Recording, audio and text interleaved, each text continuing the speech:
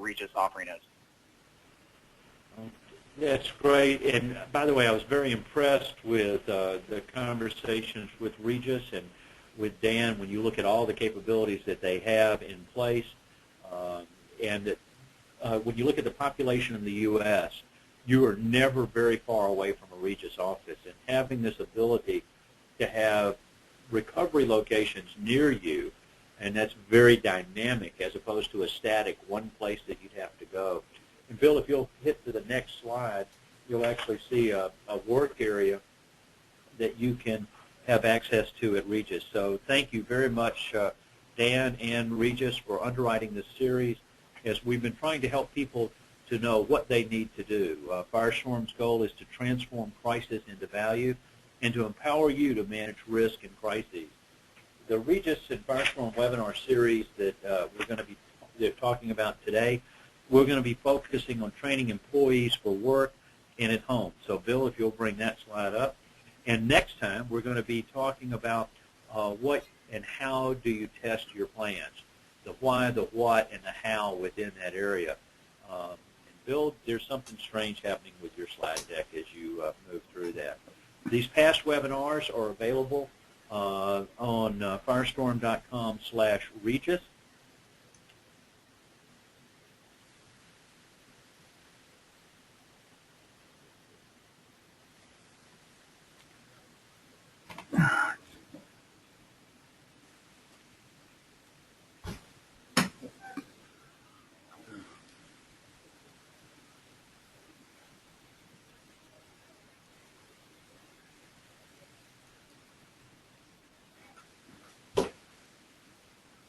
And so, Bill, if you'll move to that next slide, we'll move from the Firestorm update to some actual events that are occurring.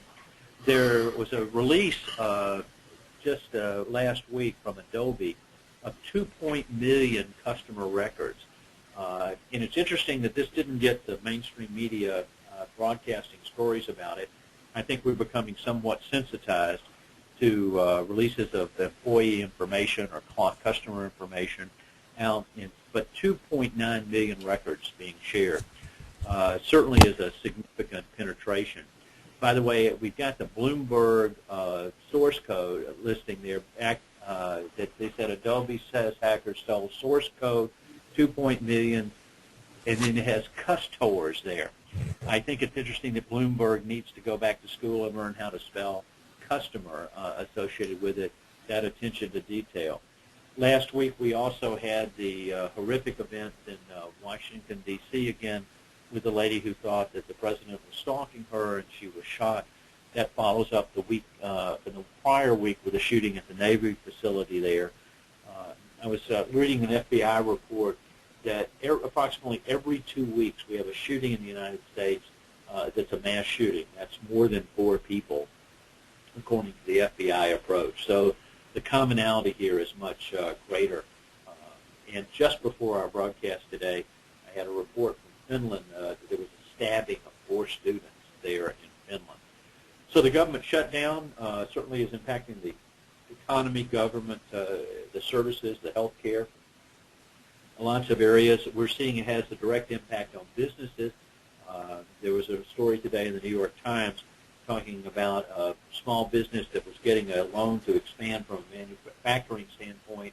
Everything had been approved, but now because of the shutdown, they can't close, they can't get the money, they can't get the deliveries, and it's about to threaten the survival of that business and a large number of jobs hanging in those areas. And they cited the specific bank in the story and the other aspects of it. So I think we'll see in all of these types of events much more information about what's occurring and how that's going to be impacted. Hurricane season was lower than expected.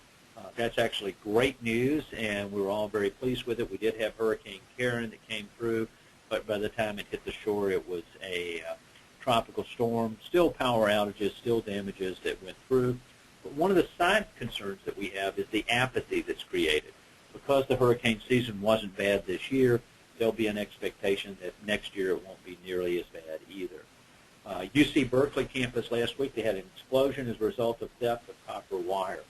As we see some of the economic issues that are affecting that and what criminals are doing, we now are seeing an opportunity where this type of an impact could happen to any business as it would come together. And lastly, social media risk. That's the fastest growing risk facing corporations today. There are new standards and requirements. Certain verticals and industries have regulator requirements to having social media risk plans in place.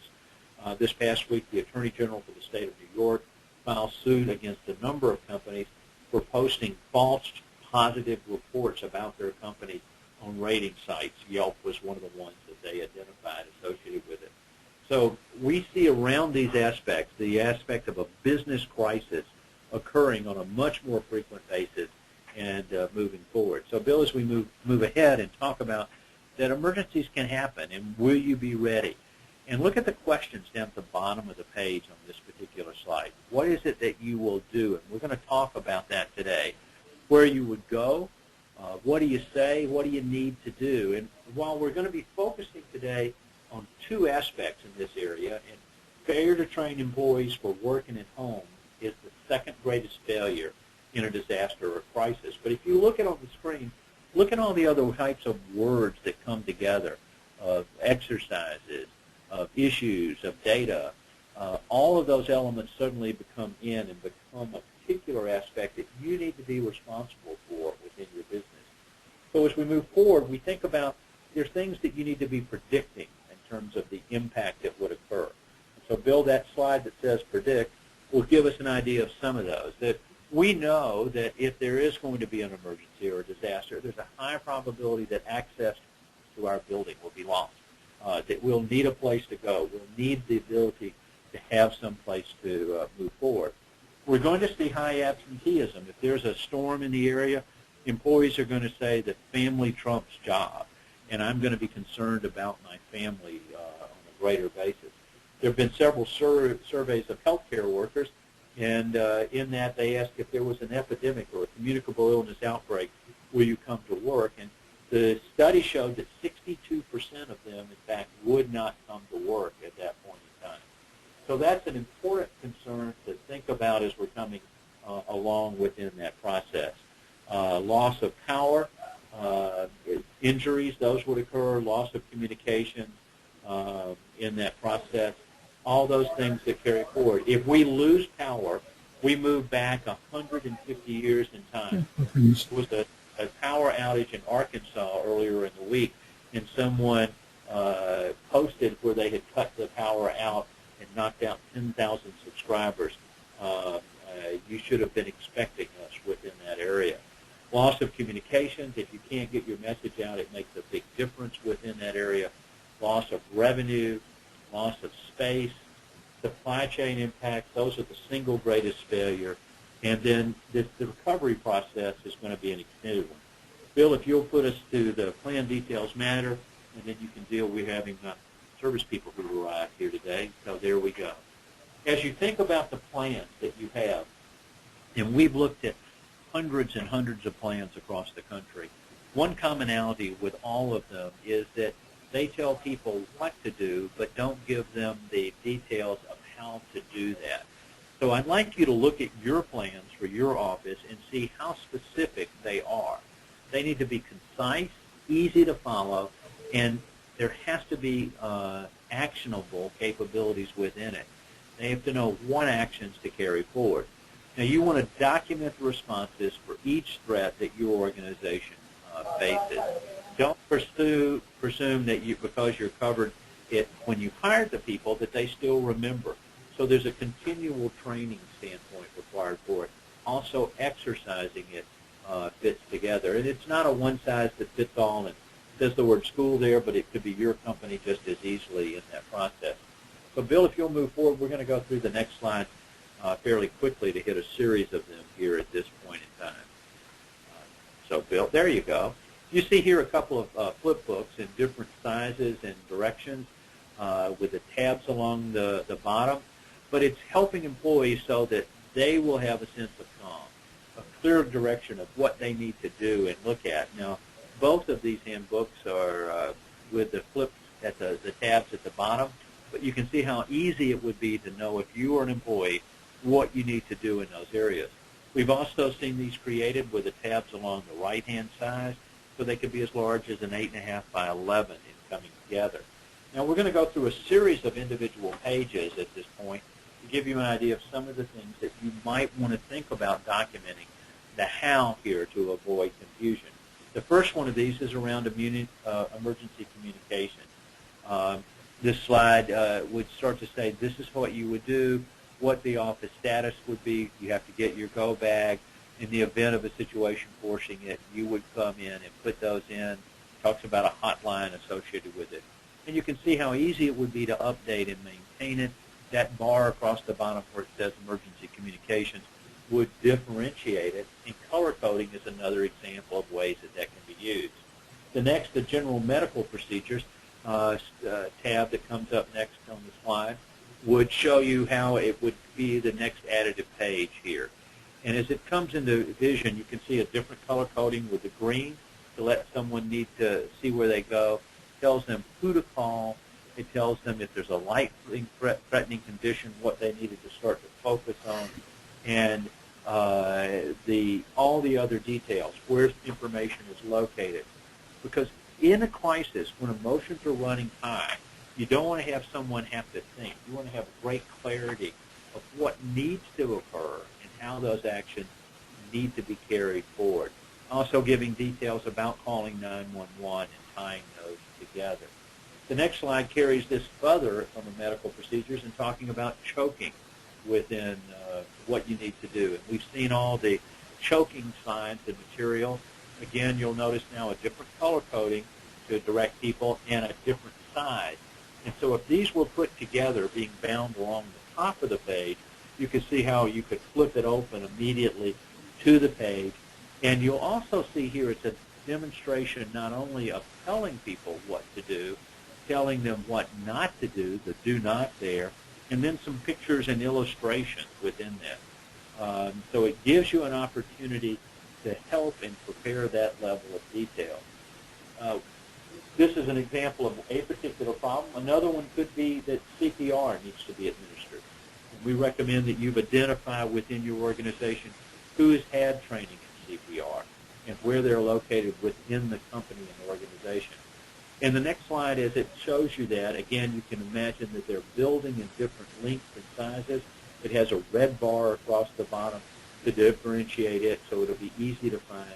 And again, specifically, what do you do to apply CPR and help an individual at this point in time? So what we're trying to show you here is you document how you do each one of the activities instead of just following those aspects. Bill's advanced aptitude AED and the defibrillator there. As you can hear, the phone and the calls are coming as we speak at this point. And handling those types of activities. But where is it located in your office? Do you have those in those areas? And how do you move forward in, again, giving that level? Now, fine. Just hit ignore on it, Bill, and let's go to the next one, which is medical responders. This would be who within your organization has been trained to be able to help, and where are they located, and how do you reach them? This part of the information needs to be updated in your flip books and in your emergency plan so that everybody individually knows those elements and coming together in responding to them. But again, at higher level. Now, other emergency coordinators that we look at would be the IT, the IR, Incident Response Team, and the Safety Coordinator. And again, a specific set of responsibilities that they would have. And in some cases, we talk about these being wardens. Fire wardens would be another term that's used. But you really can make it a much broader one of having the specific responsibilities identified and what they would carry forward and showing that. Again, the color coding at the bottom to direct to go to that particular page and follow those.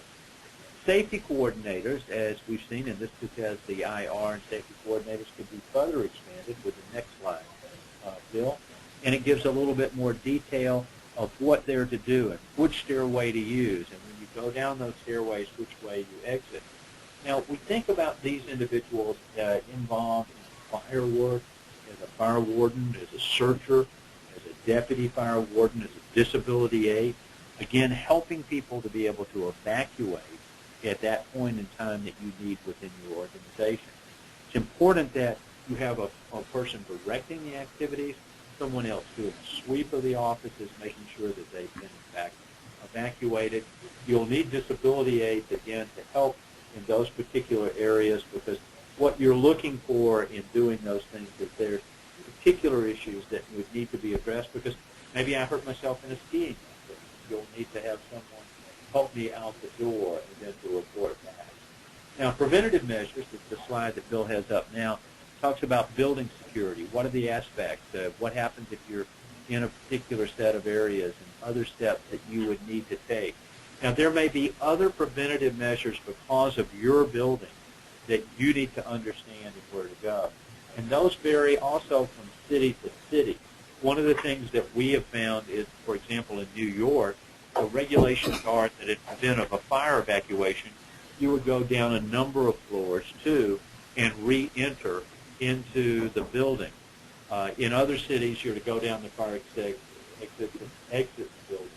So having the clarity of that, these types of measures can well mean the difference between a successful outcome and a very negative one. Now, not only is it these types of areas, but it could be natural disasters also. This next slide steps us through some of the aspects that you would see in that area, and those natural disasters vary from location. On this particular one, it talks about tornadoes, or it talks about earthquakes. Those would be activities to think about in your area, but what else could happen where you are? What are the measures that you need to take? How is the announcement going to come out? And again, you see the consistency here of color coding to make it easier to have that access together. So identify what it is that you want to do and carry forward. I want to stop on this slide just for a minute and talk about the tornadoes. I mean, we see every year the devastating damage that's been created by tornadoes. I can remember when I was growing up, we would talk about a tornado season, which would be in the spring. But in America today, we have tornadoes in every month of the year, and we have tornadoes occurring in every state as they go forward. We had a tornado just last week in the the Seattle area, as the state of Washington, caused severe power outages there. Years ago, those were not as common as we see today. But in the tornadoes that occurred in Missouri, we saw the horrific things that happened to the schools. Just awful. And some of the things that happened there were things that you might not have expected. We actually had students who died from drowning. They had sheltered into a boiler room, and there was pipes running through the area. When the tornado came through, the pipe burst, flooding the room.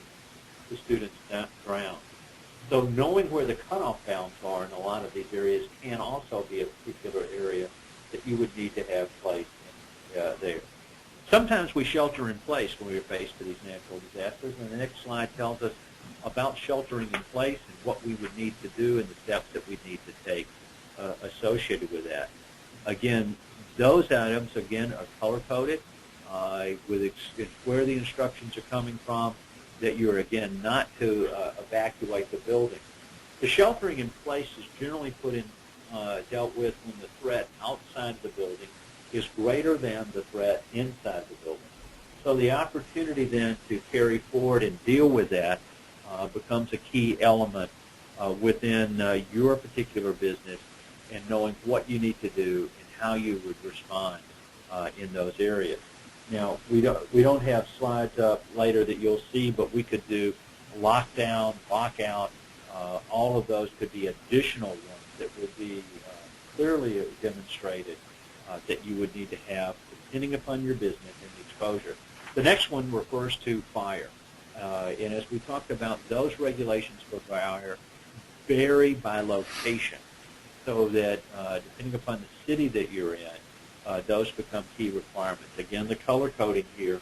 And one of the important things about all of these particular sets of emergency instructions that you would give to employees is that you want to instill a culture within your business that the safety of the employee is the responsibility of the employee, so that they're aware of what's being done. And when you think about evacuation procedures, one of the things to remember is that employees need to know if you're in a large high-rise office building with multiple offices, you want to evacuate from where you are. You might have an office in one part of the building and be in a meeting or a conference, or someone's office in another part. You would evacuate from that area. It is never appropriate in an evacuation to try to go back to your office to get a purse or pick up a briefcase or a laptop. If you're in an evacuation mode, your objective is to get out of the building and clear that area. Other things can occur that can be very threatening. A bomb threat, for example, and trying to know what to do and to carry forward. Unfortunately, we're in a world today where bomb threats are very real and would come together. And some information that you would want to think about. We'll go in a slide in just a few moments to talk about suspicious mail, but if you get the threat, what are you to do? Where are you trying to go? What are you trying to accomplish? Obviously, if you're on a call today, you are not going to be an expert in knowing if it's a real bomb or a fake. You should assume that any bomb threat is real, making sure that that information is communicated to the authorities and carry the appropriate steps to go forward. But what's right for your company in those areas? The suspicious mail slide that comes up is we've seen a series of threats, particularly to government entities, defense contractors, pharmaceutical companies, and others. And unfortunately, that's going to be a trend that continues. What is the mail process within your organization? How should mail be handled if it appears to contain something? What are the precautions that you need to take? Again, you're seeing specific information geared toward that type of vulnerability or threat, of letting your employees know what they need to do. And so your tests and exercises that we'll talk about next time should, in fact, support those types of activities. In addition to suspicious mail, we could have a civil disturbance. Remember all the Occupy Wall Street movements last year. We have conferences like the G8 summit that would occur. Could be riots in a particular area. We've seen court decisions and judgments court rulings cause those types of reactions. So what is our strategy in terms of civil disturbance outside of the office building, if it in fact has penetrated the building that you're in? What are going to be the procedures that you would carry forward? And then the last one of these specialized slides that we're going to show you is on nuclear, biological, and chemical. And it's NBC, and we're not talking the television station, because again, these are threats that could easily be done. We've seen these also tied back into terrorist threats as we think about biological agents, chemical agents that could be released. What is the process? What are the procedures that you need to have in place to make sure that you can maintain and do? Again, we've color-coded here specific instructions so that you would know what you need to do. We've only shown you a smattering of the various things that you should consider in building an emergency plan. Now, the vulnerability threat assessment, what management's going to do to direct the response, will be completely different. How you recover, that's completely different. All of those will be shown in future webinars. But today we wanted to focus on training employees for work and at home. But as a portion of that, you also need to know where you're going to go. We've been talking about what you need to do. And I think it's an opportunity to call Dan back to the mic. And Dan, when you're thinking about working with a company from a dynamic recovery standpoint, what kind of advice would you give them? How do I know how many people I should think about? What should I be thinking about when I think about where would I go if something happens in my building?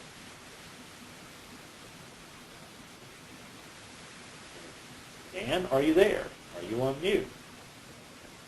I'm now not on mute. Sorry about that. Hey, that's a good thing. The first thing to do in a disaster is go off mute, Dan. I think that's what you're seeing. That's right. Absolutely. I think the primary thing is to do it when you're doing your assessments is to find out who the critical employees are to keep the organization operational. And, there's day 1 operational, and then there's day 3 operational, there's day 10 operational. So who are those critical staff members that need to be in place right away to keep the communication in place with the organization. So it's really important to know where they live from a zip code standpoint, and what it is that you need to do in recovery. So that kind of dictates what type of recovery location you're going to go to. If it's all frontline call center employees, you might need to have a static location in place that's set up so that recovery can happen within minutes or hours. If it's if it's a situation where you're recovering due to a large-scale disaster or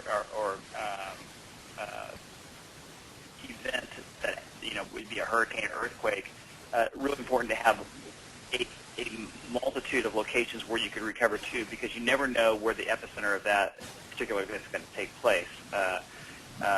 So you want to have recovery locations that are not only close to your headquarters location, but also to where your people live, so that if infrastructure is impassable due to bridges being down, roads being down, or no supplies of fuel, then it's really easy for people to get to a very close by recovery point. Dan, thanks. I think those are great insights. One of the other comments that I would say about this is that you're looking at the ability to recover your knowledge workers, people that you need to be able to communicate and have access. You don't necessarily have to have them all at the same location. It's got to be a location they can get to. That's the reason the word dynamic is listed here.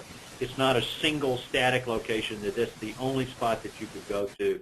You really need to have that capability of being able to meet and respond in those directions. So I think those are good insights to think about. Who do we need to have now? Who might we need to add in the next coming days, and putting it together help to become a way that you can manage those aspects associated with it. So thanks, Dan. I'm going to let you go back on mute because I think we're getting a little static from your phone along the way as we do that. So in addition to thinking about the aspects of where to go, if you're staying at your current location or even responding at that, you need to make sure you have to have supply. It's going to be different depending upon the types of exposures that you have. And in thinking about it from an emergency aspect, if you're in an earthquake area, you may have some of your employees stuck at the office for a 2 to 3 day period. If you're in an area where there are winter storms, it might be a day where people would be. A general rule of thumb, even in an earthquake area, is that you might have the majority of your employees on day 1, about half on day 2, and about half of that number down to about a fourth on day 3. In many of these situations and disaster scenarios, your employees may be forced to walk home from the office. And in today's world of commuting, where people are used to commuting half an hour to an hour or more in an automobile, that can be a very, very long walk home. And with bridges down and power out, it'll make a difference. After 9/11, we saw people having to walk home in New York City across the bridges to get to where they needed to be. We also saw it later with other power outages there that similar things happened where transportation were not available. So as we think about this, you need to think about shelter in place. You need to think about evacuation and recovery. The next slide shows us some of the elements associated with that in looking at identifying what the disasters are in your area, getting kits that are specific to what your needs are, and then having a mix of supplies and storage areas. So, Bill, if you'll look at that 2 more times, those other sub-pictures will come up and share that with you. You'll see different size kits, some of which you wear, some of which you carry, some locations to put in here. By the way, a common failure that we find on emergency supplies is that there's less water supplied than what you need. Normally, you need at least a gallon of water per person per day. So a little juice pack of water isn't going to last very long, and it's very common to see these supplies used up in a 2 or 3 day supply used up in a day. So plan that process out, and we can help you if you need to have an assessment of what you need to do. So we've talked now about the office and what's involved from an emergency supply standpoint, but now let's talk about planning for home. So every crisis is, in fact, a human crisis. we're getting some background. I don't know if that's in your area or where, but I'm picking up a background buzz associated in our call. So we wrote a book called Disaster Ready People for Disaster Ready America, and I would encourage you to, if you'd like a copy of it, you can download a digital copy off our website, or if you'd like one, contact us and we'll mail one to you. But it's about having a plan at home. And if you don't have a plan at home, you're forcing your employees to choose between their family and their job, and family trumps job every single day. So we'll go through some of the elements that you ought to think about in that having a plan at home, but that's a fundamental building block. So if your plan, your training, your emergency plans for your employees don't include helping them build a plan at home, you've got a significant gap in your program. The first thing you do to get started is to sit down and have a conversation. So Bill will share with you a slide that talks about doing that, and you can sit down with the family members. Even children can learn what needs to be dealt with in that area, to talk about what the information is and sharing those elements about what needs to be done. Creating a notebook where here's our family plan together, and everyone has a role. So even children can see that this is a part of it, and we'll talk about some of those elements as we go forward. But the first is to sit down, have a conversational aspect with your family.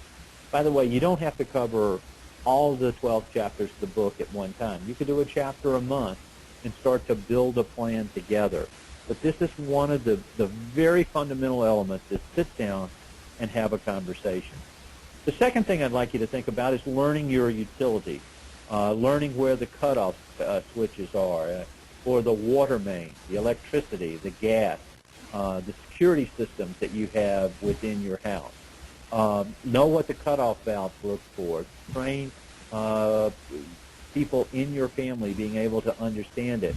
Because we don't want to have a situation where we're creating a gas leak, particularly after an event that it would cause an explosion. I gave you the example of the tornado where the children drowned as a result of the water main coming together, knowing about the security elements that are associated, so that these types of things are a key portion of your planning at home. We see this step missed regularly, that families think about some of the other aspects, but they don't think about how they deal with their utilities to protect their home in the event of a disaster striking. The next slide talks about the options that you have, and the options are to whether you would stay or go. And as you think about those, again, it's coming back to the options that we discussed in an office, and so the parallels here are directly 101. So the crisis has occurred. Is the threat outside of your house greater than the threat if you remained in? So if you're at the last minute and we didn't evacuate as we were supposed to, or the tornado came up, then the external threat is greater. We would want to shelter in place within our house. But when you say shelter in place in a home, where is it that you would go? Is there an interior room that doesn't have windows that you can go to that would be safer? Is there a basement that would allow you to have that opportunity to go to? Does everyone in your home understand where that place is to know what needs to be done associated with it? Is it an internal threat? Is there a reason that we have to get out of the house? Is there a fire, a bomb threat? Is there an armed intruder? Are we trying to get away from something in the house so that we are better off evacuating at that point? And we'll talk about evacuation a little bit later as we talk about some of the other aspects associated with evacuation. But now let's go back to the box that we are on this page, the shelter in place. If you're going to have to stay in your home, go back, Bill, if you would, just to remain on that previous slide. If you're going to shelter in place in your home, you've got to have supplies that are there. You've got to know where they are and have sufficient supplies to shelter in place for your home for at least 3 days. Before the thought was a day. But what Katrina taught us and other similar events, that you can be on your own for at least 3 days, and after Sandy, We saw individuals being alone, on their own for up to 5 days within that period of time. So having those shelter supplies in place are certainly critical.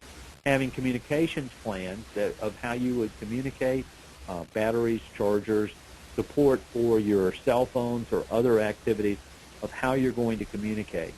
You can have more supplies in a shelter-in-place environment because there will be an area to store in it. We recommend that those be stored in a plastic container, like you might store Christmas decorations or other supplies in your home, so that they could be protected within that period of time. The go bags are those things that you would take with you if you were forced to have to evacuate. They can't be so large that you can't carry them.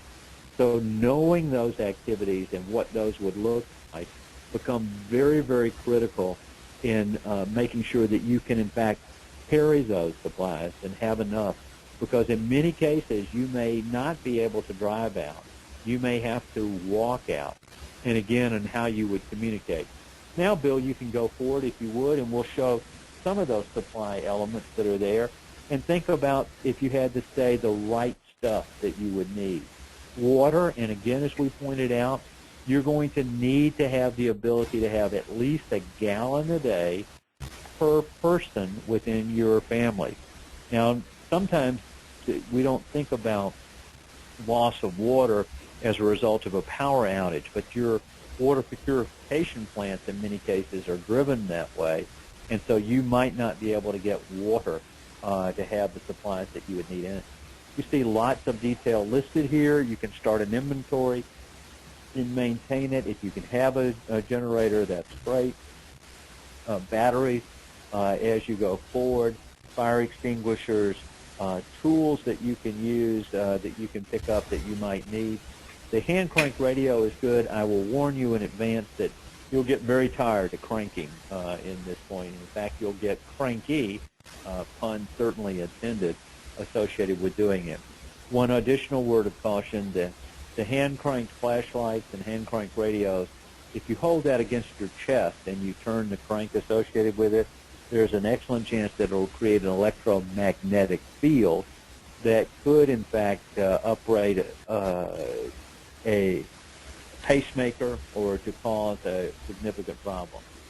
The sense of humor is a good thing to have, because if your children and your family sees that you're in control, it's certainly going to be helpful to them in that area. And we talked about earlier creating a notebook. Get a loose leaf notebook, make a list of the items, and particularly when you're dealing with food, when you put it there, don't forget in the case of canned goods to have an opener that you can utilize with it and carry forward from that point. The next slide talks about doing a survey. And it's a survey that we did looking at what types of support do people have from electricity. And when we surveyed this particular group, and this was up in New York, 60% say that they don't own a generator. That means they're going to be totally without power if the power of is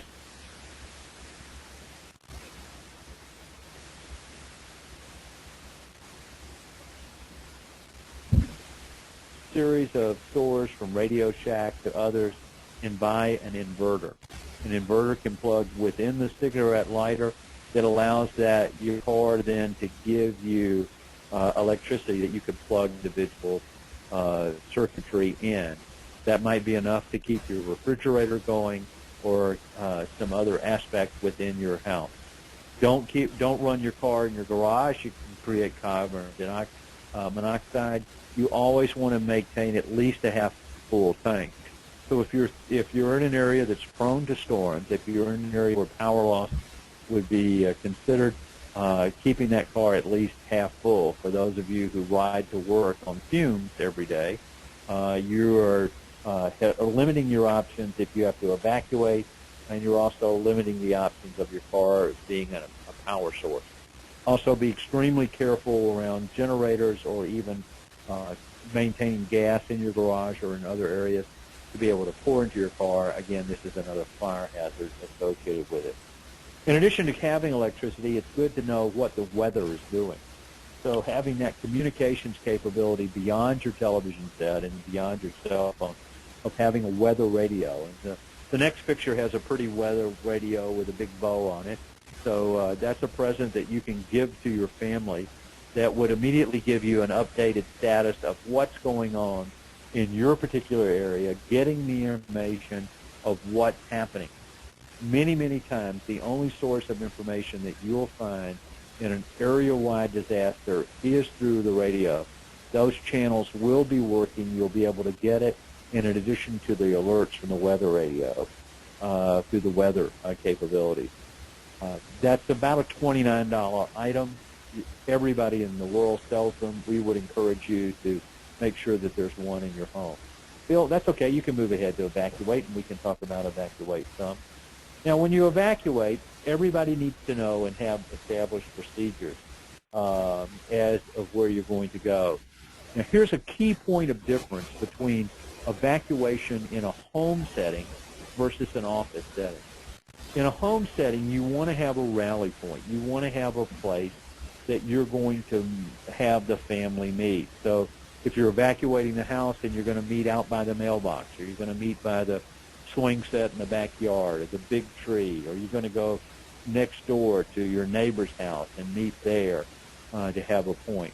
Every year, unfortunately, we have deaths that occur as a result of individuals going back into a house to look for someone that's already exited the house.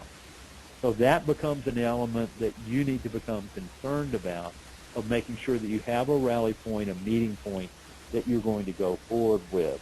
By the way, a similar type of an aspect could be if you're having to evacuate from an office and you're headed home, what route are you going to be heading home so that the family would know where to look for you and find.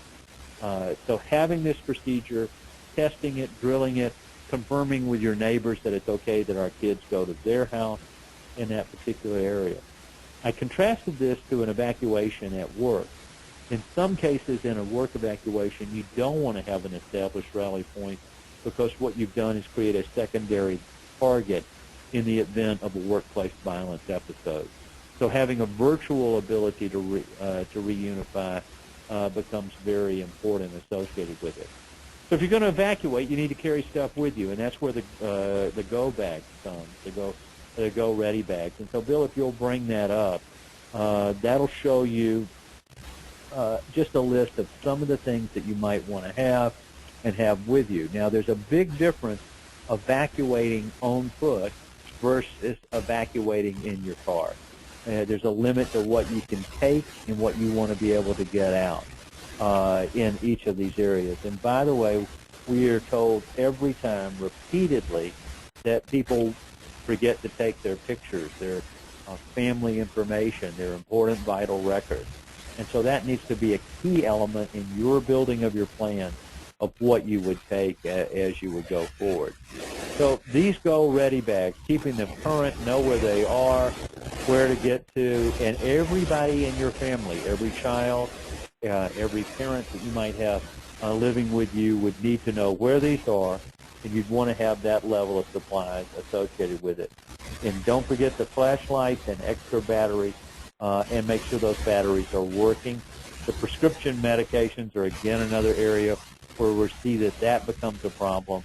And, again, I would add records and information. So once you've gotten your evacuation and you've got your go-ready bag, then you need to know where will you go. And the next slide begins to start to identify some of those various elements of where you would go. You need to identify where your family will meet after the disaster, and that's what we talked about. That could be in your neighborhood. It could be outside of your neighborhood. We're going to meet at the mall, at a particular store. We're going to go to another particular area. And where you're going to go is depending on where you are when the disaster strikes. We may not all be together at that same location, so it doesn't make sense that we try to go to that particular area. So what you have to do is to figure those elements out and understanding in terms of where you would go in that particular area. And now I talked about documents a couple of times. Let's put that up as a specific list to start to figure out about the documents that you need. Clearly, any medical record. I would add to this a picture of each individual, so that if you've got children and you become separated, here's my child, here's the medical information, here's that level of detail. Again, all of these items that we've been talking about in terms of planning at home are included in that book, Disaster Ready People for Disaster Ready America, and you can download it off our website. Important papers you'll see listed: proving who you are, birth certificates, passports, government-issued IDs, driver's license, the vehicle registration, getting in touch with your bank, your credit card, your utility statement. Those are great opportunities to have things shut off or put back on. They're also verification that you're liable, that you're able to re-enter an area. Remember, if you've evacuated, and with the first responders coming in, and the police, and getting control of an area, you may not be able to come back into that until you're able, until things have been proven. Obviously, copies, again, we've got the medical listed on here, and we talked about that on an earlier slide. Extra keys, if you lose that one set of car keys, it's not going to be very helpful in the process. And again, a recent photograph. Seeing a picture of your child when they were 2 and your child is 12 isn't going to be a great deal of help at this point in time. I would also issue one word of caution from this slide, is that when you're in a crisis and you're in this kind of an environment, not everyone is in fact your friend. One of the things that you want to look at is to be very careful. Bill's moved ahead to the pet slide, and that's certainly fine. And again, when you're in a disaster or a crisis, you've got to think about the pets, the four-legged animals, the birds, the where you are. These are viewed as part of a family. And in many cases, we find that people don't want to evacuate without their pets being taken. In some cases, pets are not welcomed into shelters. And we've seen people refuse to evacuate until these areas are dealt with. So thinking about this in advance will make a significant difference in terms of outcome for you, your family, because your children will be upset and concerned about the pets. The next slide gives us the real takeaways that we've had, that we've talked about today in planning for work and at home. And the first is you need an employee a preparedness flip book or a handbook. You can use that as a 3-ring binder, the bind around the top, or it could be a card that's printed and laminated. The lamination is very important because many of these things involve water. A piece of paper is going to get wet, won't be able to be read or used. You can even create many versions of these that could be wallet cards that could be given out. Having that make it easier so that people don't have to think. If you're upset, if you're in fear, you're not going to be as rational as you would be otherwise. So having them color-coded and having a drill where people come to the drill, bring their flip book, and you say, okay, now what do you do? Forcing them to go through that will make a significant difference. So that's where the training and awareness comes in. And we recommend that you videotape a training session so that everyone in your company has seen it and that new hires see that. And you can store it on your company intranet. You can post it on YouTube with a link directly back to your employees so that you can see those aspects are done. So those become aspects that you would think about. I would encourage you to add to this list thinking about where would we go if something happened to our building.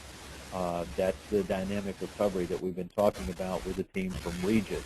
But also, what supplies do I would need to have if I've got to remain at work? What kinds of supplies do I need to have if I'm going to evacuate? How do I carry those? How can I carry them forward? An interesting tip here is shoes. If you're at the office, you have maybe a pair of tennis shoes. That might be better to walk out of instead of high heels for a lady. At home, having a pair of leather-soled shoes by your bed, flats, will be extremely important because if there is a disaster at home, a fire or another event, the broken glass will cut your feet. If your feet are cut, you can't help the other individuals in your family. That's a very common trait. So the best thing you can do when you go to sleep at night is have a pair of leather-soled shoes by your bed so that you can put those on. Why leather-soled? Well, if there's a fire, rubber shoes or bedroom shoes with that little thin vinyl in the bottom would melt and would become ineffective. They're also very subject to being punctured. So one of the most important things that you can have by your bed is to have those leather sole shoes. Flashlight by the bed would be good also within that area. So we've covered a variety of different topics today, and what we've hoped to do is to give you some understanding of the predict, plan, perform process. The slide that's up really shows you about thinking about what the vulnerabilities and threats are that you're going to face both at an office and with your family at home. What are the impacts going to be? How are you going to monitor those impacts? And then what are the triggers to activate your plan? How do we know that we need to carry forward? We talked today specifically about emergency plans at work and emergency plans at home. There are other plans that we would need to discuss to have a comprehensive plan for an organization. Continuity plans, how do we recover our operation? Crisis management, how do we make decisions? Crisis communication, what are our messages associated with it? In addition to those, we've got other areas like workplace violence, communicable illness, all of them coming together, social media risk. And then finally, under perform, training, doing exercises, having supplies, having a place to know where you're going to go makes a big difference. And then monitoring so you see how the events are developing and what are coming together. And then finally, the ability to make those decisions. So that's what the Regus Firestorm webinar series is all about. And we hope that you've learned some things today that may be helpful for you. As we move forward, we'll talk about if you would like an assessment of your plans and where you are relative to standards and best practices. Because this series has been underwritten by Regus, you would be able to get that assessment at no cost to your firm. That's a $2,500 value, and I think that's an important place for you to understand where are you within your organization relative to standards and best practices. That's a very good beginning point. There are also crisis coach workshops in the Regus offices around the country. They're published on our website that you can find out when one of these workshops will be held near you. It's a half-day event, and you get an experience on making decisions in a crisis, learning about the details that go into your plan. We are doing a crisis coach workshop next week on the 17th in St. Louis, and the following week there's going to be one in Las Vegas. If you have an interest in having a crisis coach workshop in your city, let us know, and we'll put it on the schedule that Regus is implementing around the country. Our next slide, again, thanks Regus for underwriting the series and the information that they're bringing here and making available to you. The dynamic recovery is a concept that you need to be prepared for within your business. How will your business be able to recover and get that cash flow started again and keeping you moving forward? The next slide talks about what we're going to be discussing next, and that's the discussion around why, what, and how do you test your plan. That'll be on Thursday, November the 7th at 2 o'clock to 3 o'clock Eastern Daylight Time. I would encourage you to register for that and share that with others so that we can continue to share specific information, and we'll go into details about how you test your plans, why you would test them, and what needs to be tested within those plans. If you want to listen to today's webinar again, you can find it at firestorm.com/Regus. You can also go there and see recordings from other webinars in the series and the ability to register for future events as they're coming together. Thank you for joining us today. Hopefully you found some information that you didn't know. And again, if you have questions, you can come to firestorm.com, contact us, and we'll be glad to help you and get you additional information. Again, thank you all. We appreciate your time involvement today. And thank you again to Regus for underwriting this webinar series and sharing this information. Have a great day, everyone, and have a wonderful weekend. I look forward to talking with you again on November the 7th and seeing you in St. Louis this next week. Thanks, everyone. That concludes today's webinar. Goodbye.